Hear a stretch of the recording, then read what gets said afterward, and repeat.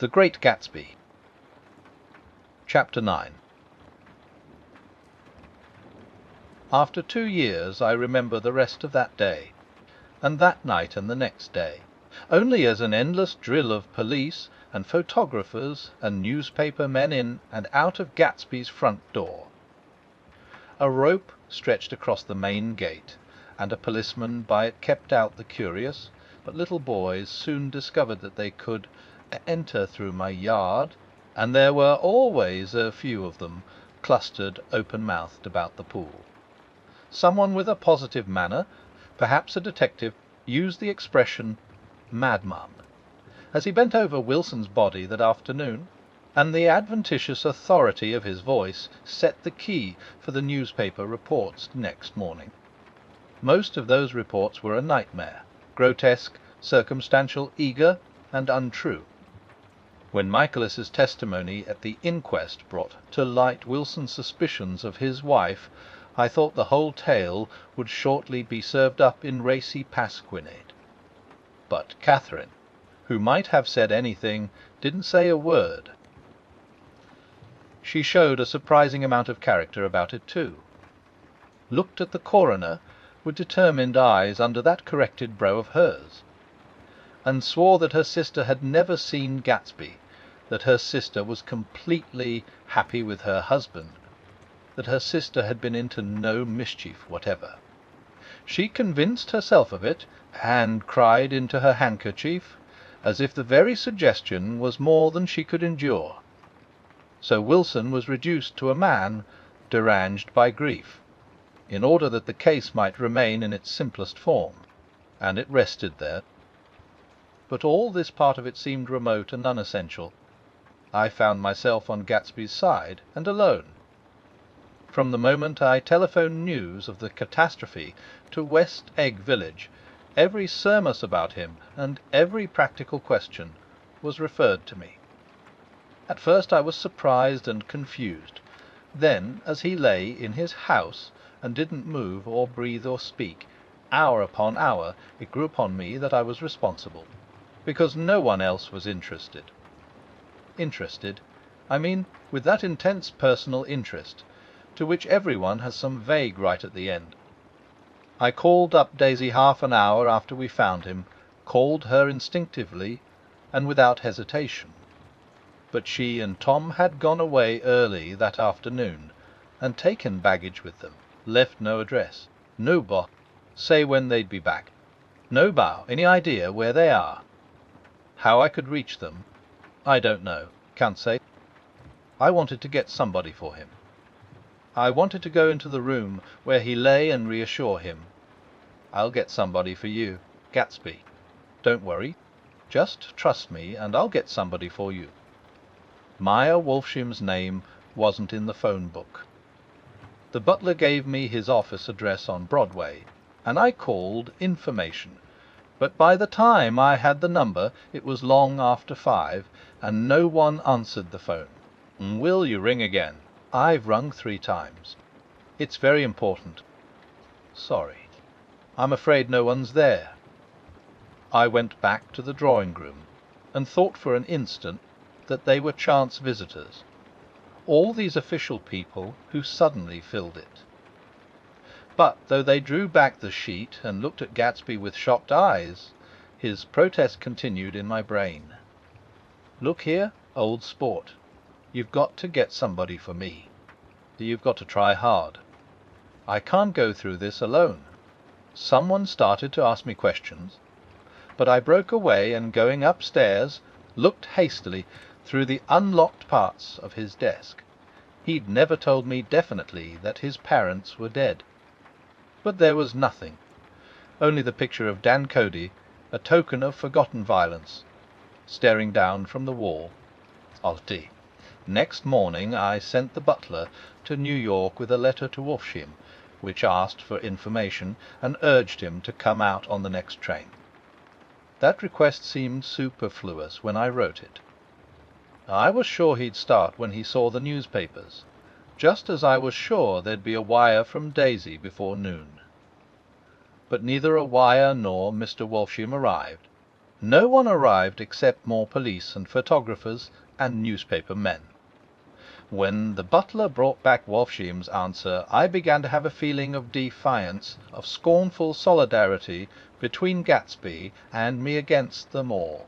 Dear Mr. Carraway, this has been one of the most terrible shocks of my life to me. I hardly can believe it, that it is true at all. Such a mad act as that man did should make us all think. I cannot come down now, as I am tied up in some very important business, and cannot get mixed up in this thing now. If there is anything I can do a little later, let me know in a letter by Edgar. I hardly know where I am when I hear about a thing like this, and am completely knocked down and out. Yours truly, Meyer Wolfsheim. And then hasty addenda beneath, let me know about the funeral at sea. Do not know his family at all.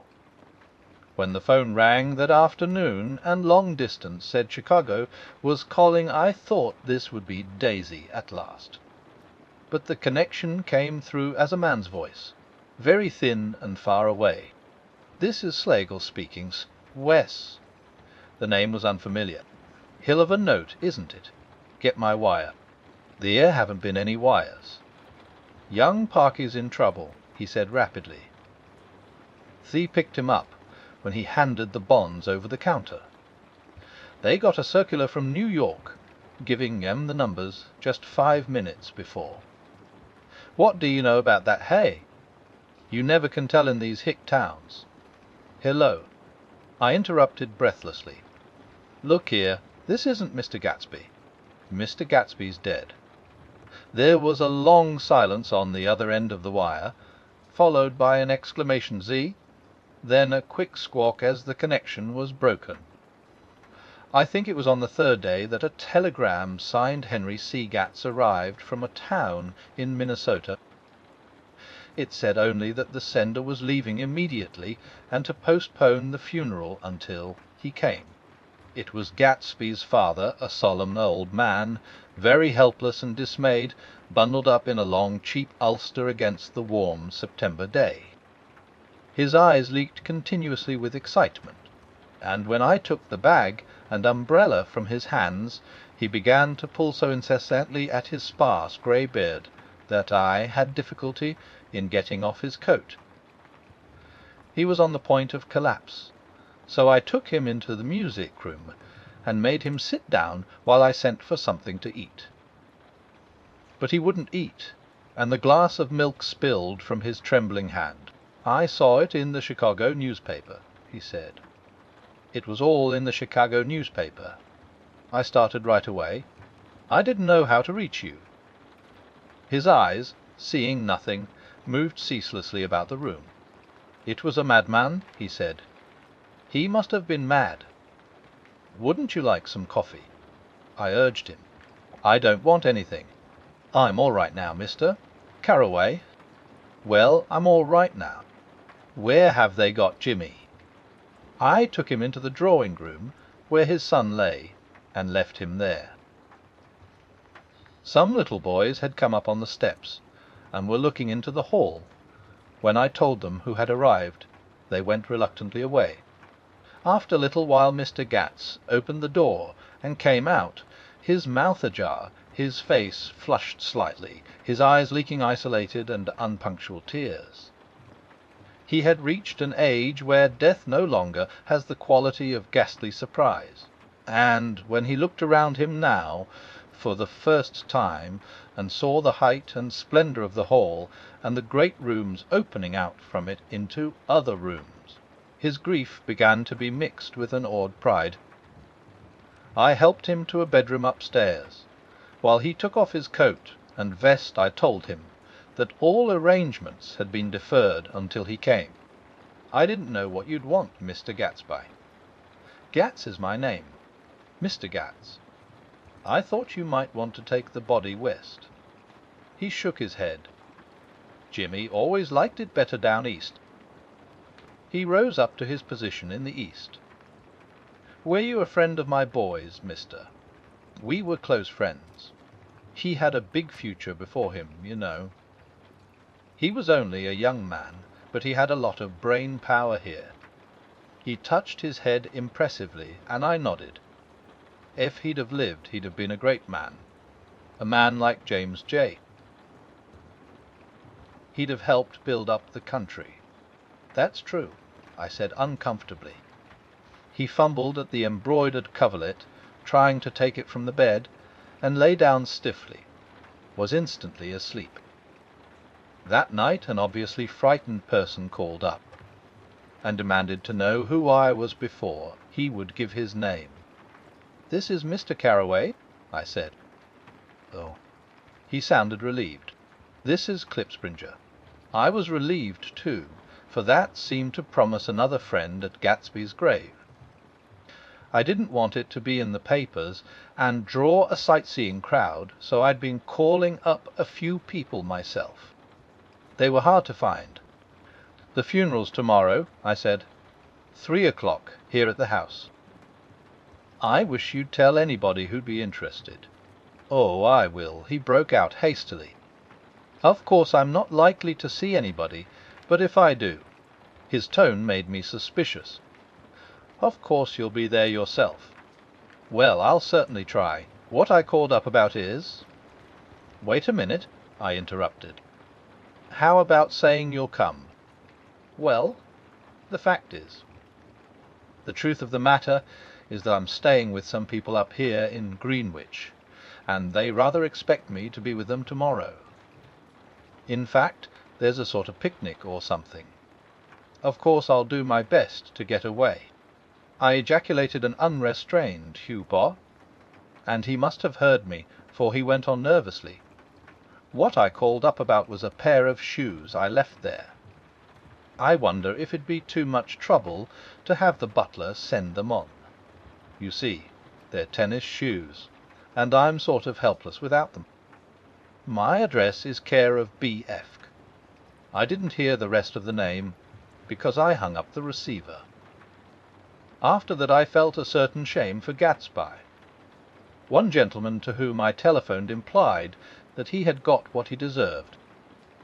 However, that was my fault, for he was one of those who used to sneer most bitterly at Gatsby on the courage of Gatsby's liquor, and I should have known better than to call him.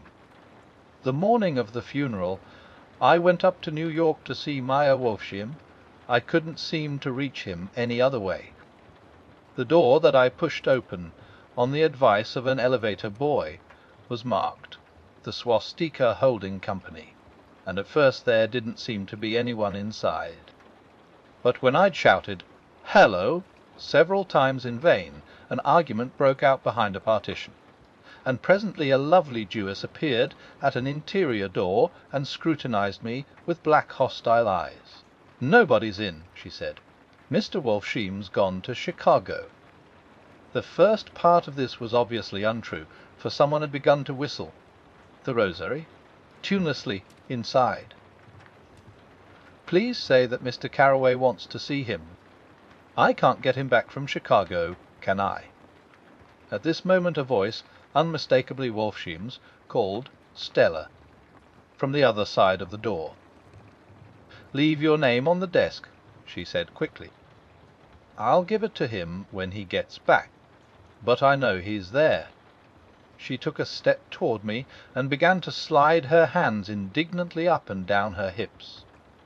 "You young men think you can force your way in here any time," she scolded. "We're getting sick and tired of it. When I say he's in Chicago, he's in Chicago. I mentioned Gatsby." "Oh."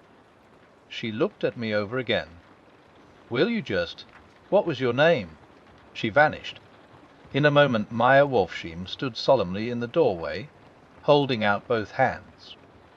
He drew me into his office, remarking in a reverent voice that it was a sad time for all of us, and offered me a cigar. "My memory goes back to when first I met him," he said. "A young major just out of the army, and covered over with medals he got in the war. He was so hard up he had to keep on wearing his uniform because he couldn't buy some regular clothes. First time I saw him was when he came into Winebrenner's pool room at 43rd Street and asked for a job. He hadn't eat anything for a couple of days. "Come on, have some lunch with me," I said. He ate more than $4 worth of food in half an hour. "Did you start him in business?" I inquired. "Start him. I made him." "Oh." "I raised him up out of nothing, right out of the gutter. I saw right away he was a fine appearing, gentlemanly young man, and when he told me he was at Oxford, I knew I could use him good. I got him to join the American Legion, and he used to stand high there. Right off he did some work for a client of mine up to Albany. We were so thick like that in everything. He held up two bulbous fingers, always together. I wondered if this partnership had included the World Series transaction in 1919. "No, he's dead," I said after a moment. "You were his closest friend, so I know you'll want to come to his funeral this afternoon." "I'd like to come." "Well, come then." The hair in his nostrils quivered slightly, and as he shook his head his eyes filled with tears. "I can't do it. I can't get mixed up in it," he said. "There's nothing to get mixed up in. It's all over now. When a man gets killed, I never like to get mixed up in it in any way. I keep out. When I was a young man it was different. If a friend of mine died, no matter how, I stuck with them to the end. You may think that's sentimental, but I mean it. To the bitter end. I saw that for some reason of his own he was determined not to come, so I stood up. "Air you a college man?" he inquired suddenly. For a moment I thought he was going to suggest a connection, but he only nodded and shook my hand. "Let us learn to show our friendship for a man when he is alive, and not after he is dead," he suggested. "After that my own rule is to let everything alone." When I left his office the sky had turned dark, and I got back to West Egg in a drizzle. After changing my clothes I went next door and found Mr. Gats walking up and down excitedly in the hall. His pride in his son and in his son's possessions was continually increasing, and now he had something to show me. "Jimmy sent me this picture." He took out his wallet with trembling fingers. "Look there." It was a photograph of the house, cracked in the corners and dirty with many hands. He pointed out every detail to me eagerly. "Look there," and then sought admiration from my eyes. He had shown it so often that I think it was more real to him now than the house itself. Jimmy sent it to me. "I think it's a very pretty picture. It shows up well, very well. Had you seen him lately?" "He come out to see me 2 years ago, and bought me the house I live in now. Of course we was broke up when he run off from home, but I see now there was a reason for it. He knew he had a big future in front of him. And ever since he made a success he was very generous with me. He seemed reluctant to put away the picture, held it for another minute, lingeringly, before my eyes. Then he returned the wallet and pulled from his pocket a ragged old copy of a book called Hopalong Cassidy. Look here, this is a book he had when he was a boy. It just shows you. He opened it at the back cover and turned it around for me to see. On the last flyleaf was printed the word schedule, and the date September 12, 1906. And underneath rise from bed 6:300 a.m. Dumbbell exercise and wall scalings 15, 6:30 electricity at set 8 vehicle effects work 8:30 4:30 p.m. Baseball and sports 40:30 500 practice elocution poise and how to attain it 500 600 study needed inventions 7 300 900 general resolves no wasting time at shafters or our name indecipherable. No more smoking or chewing.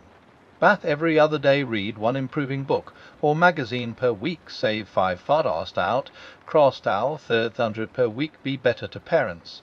I came across this book by accident," said the old man. "It just shows you, don't it?" It just shows you. Jimmy was bound to get ahead. He always had some resolves like this or something. Do you notice what he's got about improving his mind? He was always great for that. He told me I ate like a hog once, and I beat him for it.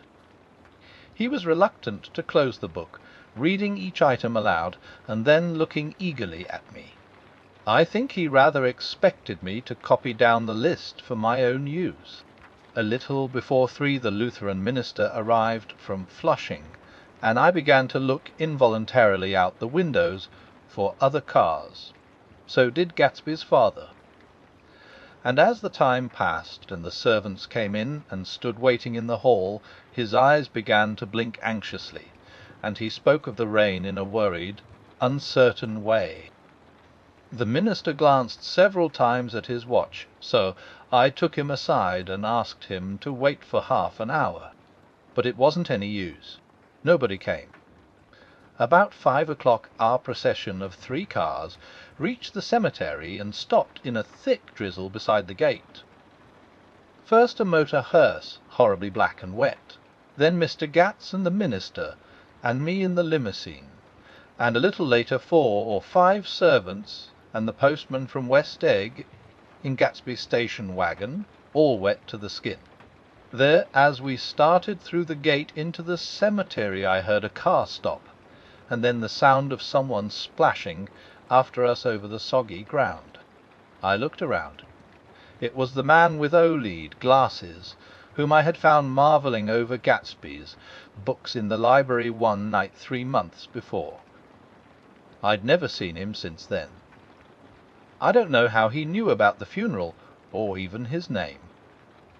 The rain poured down his thick glasses, and he took them off and wiped them to see the protecting canvas unrolled from Gatsby's grave. I tried to think about Gatsby then for a moment, but he was already too far away, and I could only remember, without resentment, that Daisy hadn't sent a message or a flower. Dimly I heard someone murmur, "Blessed are the dead that the rain falls on," and then the OLED man said, "Amen to that," in a brave voice. We straggled down quickly through the rain to the cars. The Olays spoke to me by the gate. I couldn't to the house. He remarked, "Neither could anybody else." "Go on," he started. "Why, my God, they used to go there by the hundreds." He took off his glasses and wiped them again, outside and in. "The poor Sonophobitch," he said. "One of my most vivid memories is of coming back west from prep school, and later from college at Christmas time. Those who went farther than Chicago would gather in the old Union Station at 6 o'clock of a December evening with a few Chicago friends, already caught up into their own holiday gaieties, to bid them a hasty goodbye.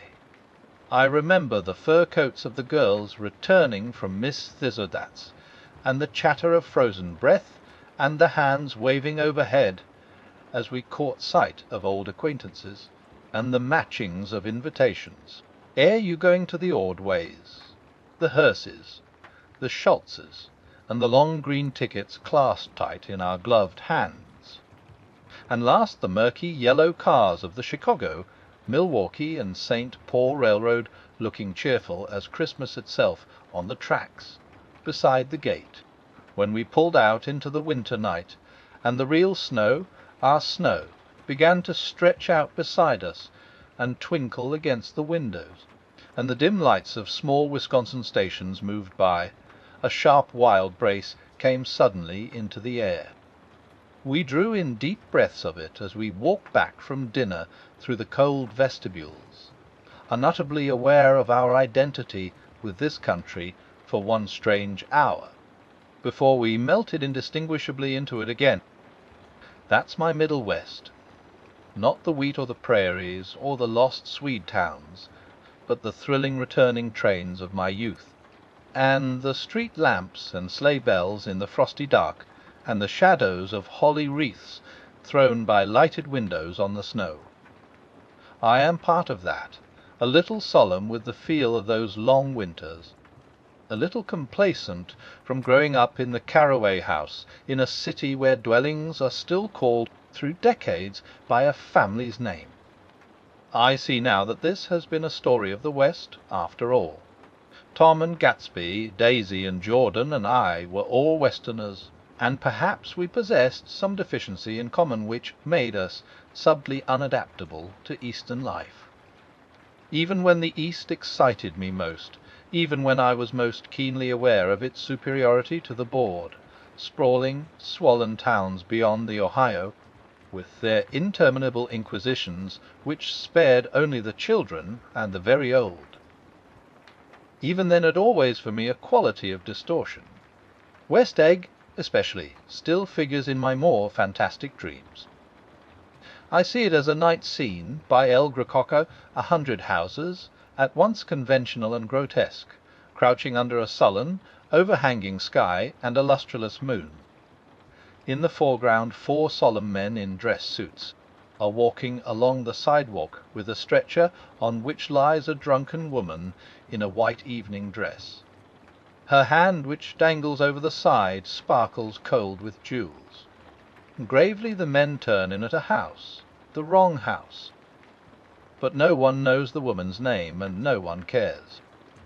After Gatsby's death the East was haunted for me like that, distorted beyond my eyes' power of correction.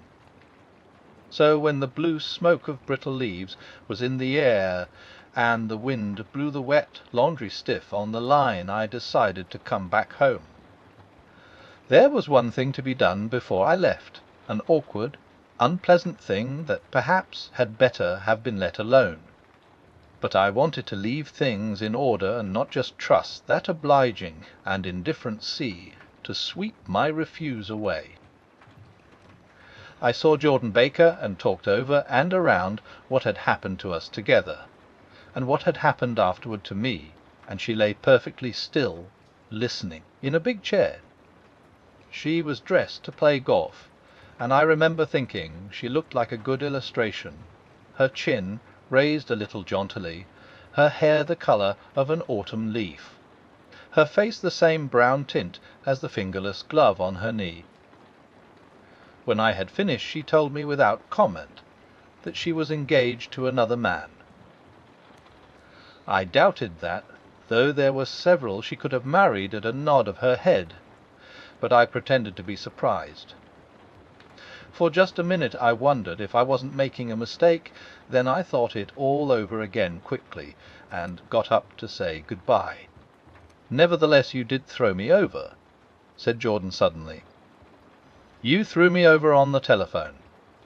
I don't give a damn about you now, but it was a new experience for me, and I felt a little dizzy for a while."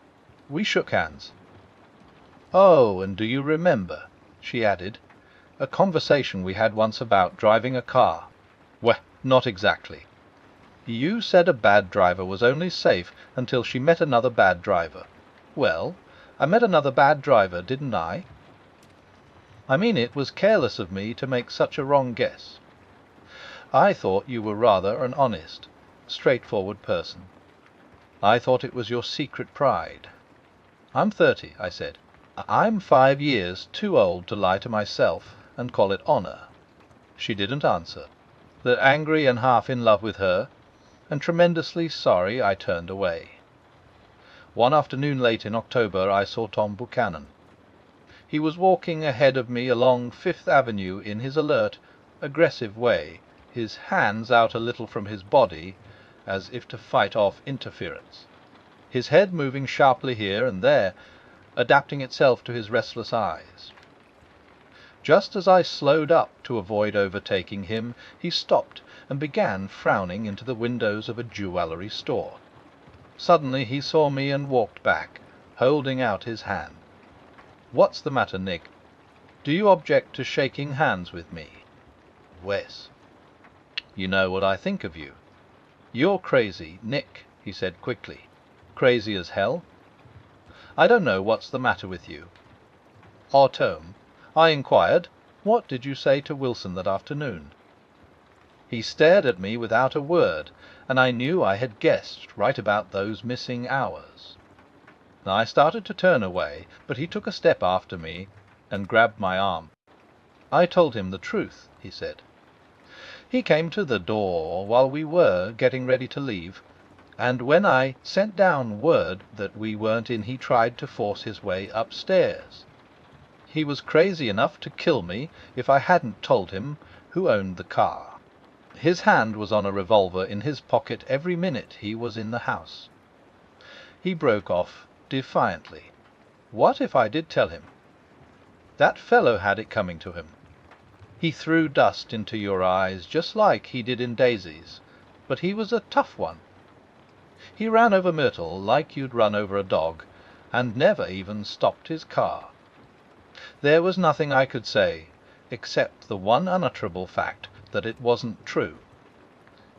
And if you think I didn't have my share of suffering, look here, when I went to give up that flat, and saw that damn box of dog biscuits sitting there on the sideboard, I sat down and cried like a baby. By God, it was awful. I couldn't forgive him or like him, but I saw that what he had done was, to him, entirely justified. It was all very careless and confused. They were careless people, Tom and Daisy. They smashed up things and creatures, and then retreated back into their money or their vast carelessness, or whatever it was that kept them together, and let other people clean up the mess they had made. I shook hands with him. It seemed silly not to, for I felt suddenly as though I were talking to a child. Then he went into the jewellery store to buy a pearl necklace, or perhaps only a pair of cuff buttons, rid of my provincial squeamishness forever.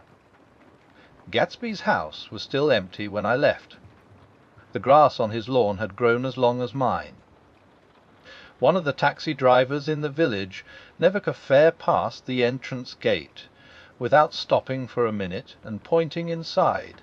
Perhaps it was he who drove Daisy and Gatsby over to East Egg the night of the accident, and perhaps he had made a story about it all his own. I didn't want to hear it, and I avoided him when I got off the train. I spent my Saturday nights in New York because those gleaming, dazzling parties of his were with me so vividly that I could still hear the music and the laughter, faint and incessant, from his garden and the cars going up and down his drive. One night I did hear a material car there, and saw its lights stop at his front steps, but I didn't investigate. Probably it was some final guest who had been away at the ends of the earth and didn't know that the party was over. On the last night, with my trunk packed and my car sold to the grocer, I went over and looked at that huge incoherent failure of a house once more.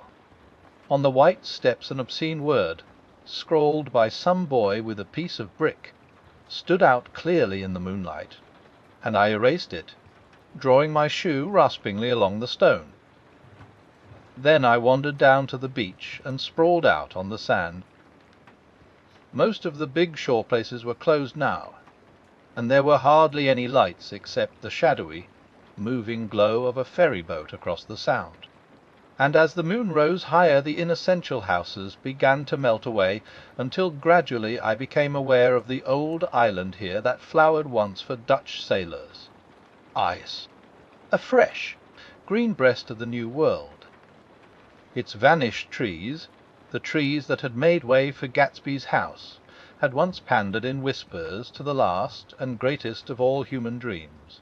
For a transitory, enchanted moment man must have held his breath in the presence of this continent, compelled into an aesthetic contemplation he neither understood nor desired. Face to face for the last time in history with something commensurate to his capacity for wonder. And as I sat there brooding on the old, unknown world, I thought of Gatsby's wonder when he first picked out the green light at the end of Daisy's dock. He had come a long way to this blue lawn, and his dream must have seemed so close that he could hardly fail to grasp it.